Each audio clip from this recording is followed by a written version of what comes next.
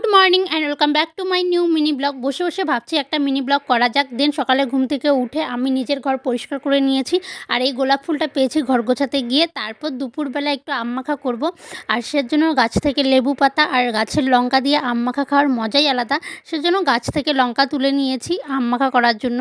আর খুব বেশি আম মাখা করবো না, দুটো আম মাখা করবো, কারণ আমি আর আমার মা খাবো।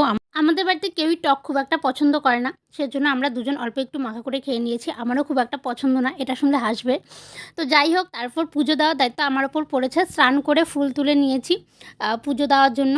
আমি কিন্তু সকাল থেকে একদমই ঠিক করিনি যে ব্লগ করব। হঠাৎই মনে হলো যে ব্লগ করা যাক, তারপর সম্পূর্ণটা করা আর কি। তো যাই হোক, দেন আমার পুজো দেওয়া হয়ে গেছে কমপ্লিট।